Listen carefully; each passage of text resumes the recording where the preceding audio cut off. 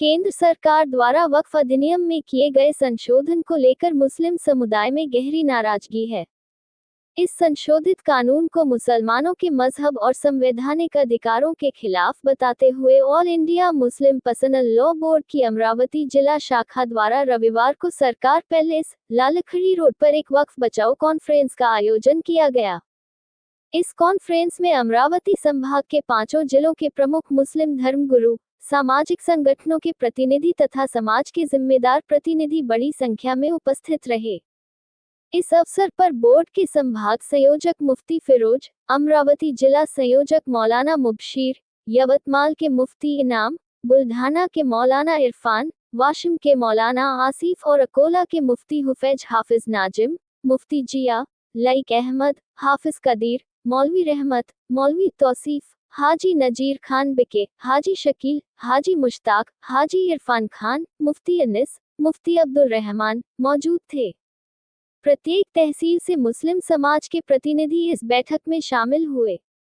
Conference में जमाते इस्लामी, अहले सुन्नत, वहदत इस्लामी तथा जमीयत उलमाए हिंद के दोनों गुटों के प्रतिनिधियों ने भी भाग लिया और वक्फ संशोधन कानून का पुरजोर विरोध किया। बोर्ड के पदाधिकारियों ने कहा कि यह नया कानून मुस्लिम समाज की धार्मिक संपत्तियों को हड़पने की साजिश है, जो न केवल धार्मिक स्वतंत्रता का उल्लंघन है, बल्कि संविधान द्वारा प्रदत्त अधिकारों का भी हनन है।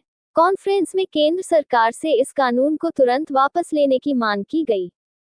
साथ ही उम्मीद जताई गई कि सुप्रीम कोर्ट इस मामले में संविधान के अनुसार धार्मिक आस्था और नैतिक मूल्यों के आधार पर सही फैसला सुनाएगा। सभा के अंत में सभी प्रतिनिधियों ने एकमत से इस कानून को अस्वीकार्य बताते हुए इसे मजहबी अधिकारों पर हमला करार दिया और एकजुट होकर कानूनी व जन आंदोलन के माध्यम से इसका विरोध करने का संकल्प लिया।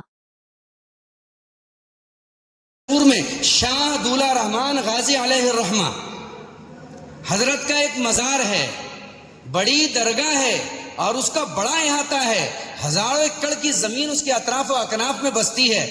मानो आज वह हमारा धड़कता हुआ दिल है। अचलपुर अचलपुर नहीं, इलिशपुर है। इलिशपुर इलिशपुर नहीं, वो बरार की राजधानी गुजरा है।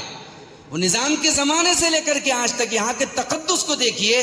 400 साल तक जिस जमीन के ऊपर इल्म और इल्म के गहवारे कायम रहे हैं और जहाँ दरस हदीस कभी हुआ है और काज़िउल कुज़ात रहे हैं, बड़े बड़े मुफ्तियों ने वहाँ से फतवे दिए हैं जो बरार पर लागू हुए हैं, ऐसी औकाफ की ज़मीनें इस हिस्से में ज़्यादा है।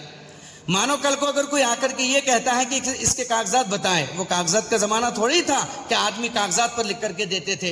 ये तो एक ज़माने से वक्फ के लिए यूज़ किया चला जाता आ रहा है, इसलिए ये बाई यूज़र है। इस वक्फ को यूज़र के एतबार से बएतबार इस्तेमाल के देखा जाएगा।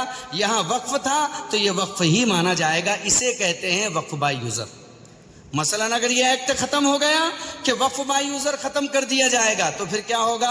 गैर मुस्लिम बेचारे बोलेंगे कि ये जमीन हमारी है, मुसलमान बोलेंगे हमारी है, ईसाई बोलेंगे हमारी है, सिख बोलेंगे हमारी है। इससे तो जातियां आपस में लड़ेगी, धर्म आपस में लड़ेंगे, पूरा हिंदुस्तान दंगों का दंगल बन जाएगा।